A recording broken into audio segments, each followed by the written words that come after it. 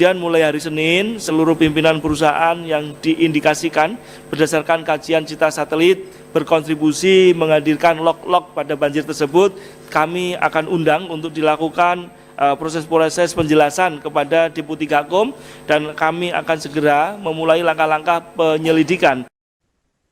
Menteri Lingkungan Hidup Hanif Faisal Nurrafiq mencabut izin 8 perusahaan di kawasan Batang Toru, Tapanuli Selatan, Sumatera Utara, imbas banjir bandang. Perusahaan-perusahaan tersebut diduga memperparah banjir yang merenggut 79 warga Tapanuli Selatan. 8 entitas tersebut terdiri dari 7 perusahaan yang aktif beroperasi dan 1 yang belum aktif.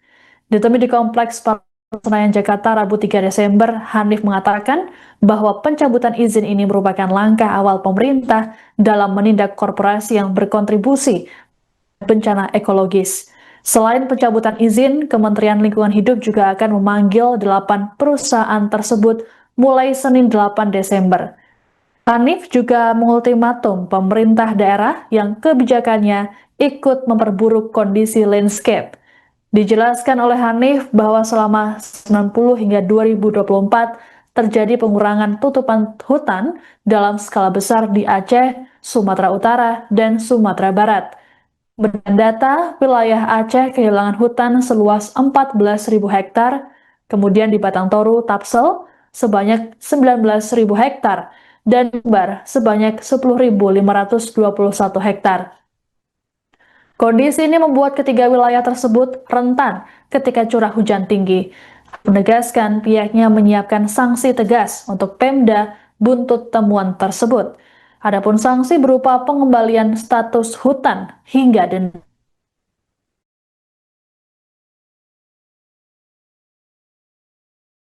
Namun demikian, mulai hari ini Persetujuan Lingkungan telah kami lakukan evaluasi pada seluruh unit yang ada di Batang Toru, terutama terkait dengan kapasitas lingkungannya. Kemudian mulai hari Senin, seluruh pimpinan perusahaan yang diindikasikan berdasarkan kajian citra satelit berkontribusi menghadirkan log-log pada banjir tersebut, kami akan undang untuk dilakukan proses-proses penjelasan kepada Deputi Gakum, dan kami akan segera memulai langkah-langkah penyelidikan terkait dengan kasus ini. Tentu korban yang cukup banyak, tidak boleh kita memberikan dispensasi ke dalam kasus ini. Hukum harus ditegakkan, korban sudah cukup banyak. Jadi Kementerian Lingkungan Hidup berkomitmen untuk menuntaskan kasus ini melalui multidor pendekatan hukum terkait dengan penanganan hidrometeorologi di Sumatera bagian utara ini. Nah, berikutnya besok kami atas izin teman-teman Komisi 12 dan Komisi 12 akan langsung melakukan peninjauan lapangan dan mengambil langkah-langkah yang diperlukan terkait indikasi identitas yang kemudian dari perspektif langsung diindikasikan berkontribusi memperparah bencana ini. Kami hari ini juga telah telah meminta dukungan tadi meeting Zoom-nya seluruh universitas yang ada di daerah bencana untuk memberikan kajian-kajian detail terkait dengan upaya pemulihan dan penanganan serta analisis bencana ini kepada kami. Jadi kita telah bekerjasama dengan Kementerian Pendidikan Tinggi Saintek dan kemudian ditemukan bersama dengan semua universitas, karena pelaksanaan kegiatan menteri hanya berbasis pada scientific base.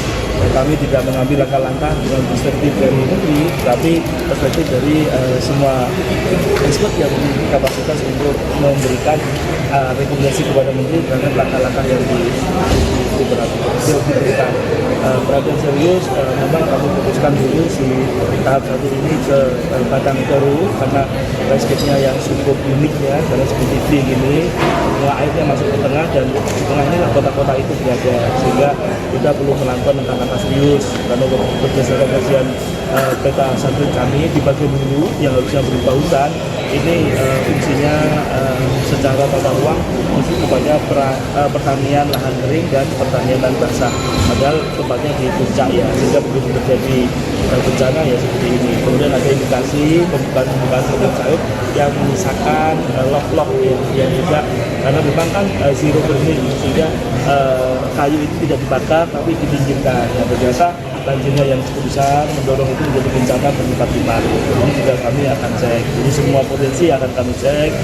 Kami mohon dukungan kepada semua kita untuk dengan teguh menegakkan aturan lingkungan hidup pada posisi bencana ini. Kemudian di luar bencana ini beberapa daerah rawan sebenarnya kami akan notifikasi untuk menentukan hal-hal yang diperlukan sehingga meminimalisir potensi-potensi kerugian pada saat itu juga harus terjadi karena hidrometeorologi ini berdasarkan proyeksi dari BMKG tidak berhenti hanya di situ, akan ngalir terus dan ini semua memerlukan kita langkah-langkah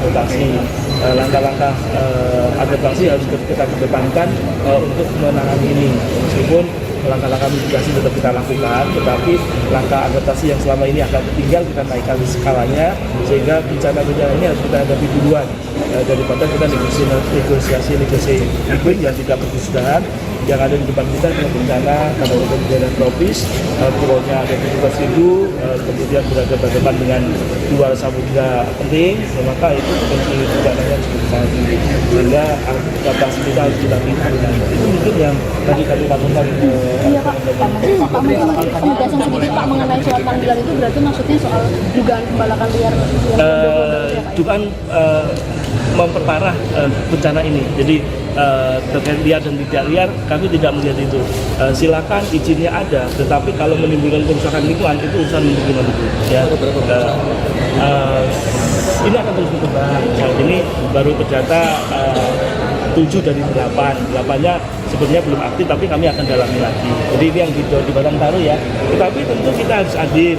Itu support kecil dari, maksudnya support dari unit usaha, tapi yang paling besar itu dilakukan banyak pihak, itu harus kita juga dalami. Tidak mungkin seperti yang harusnya bagian hulu ini menjadi hutan, ternyata menjadi pertanian lahan kering. Ini benar-benar luasnya sangat luas sekali, dari 340.000 hektar mungkin 50-an ribu di hulunya itu dalam bentuk lahan kering, ya di bawah pohon di atasnya, sehingga begitu hujan sedikit ya sudah kita bayangkan. Itu mungkin ya. Pak, tadi kan ada penyelidikan. Iya.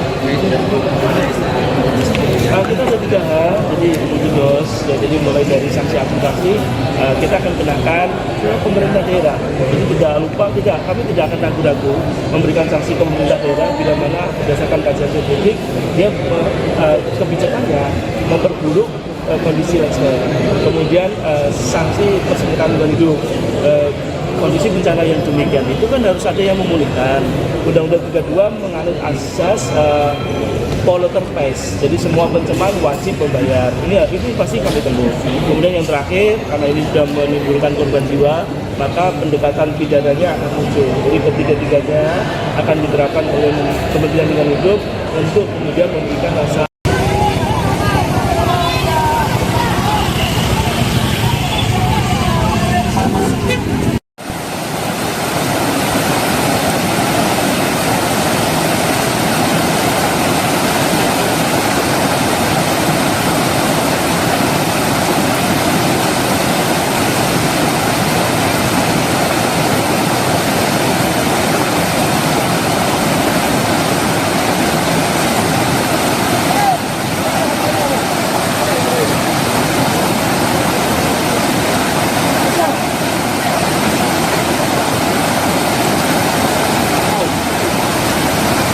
Download Tribun X sekarang, menghadirkan lokal menjadi Indonesia.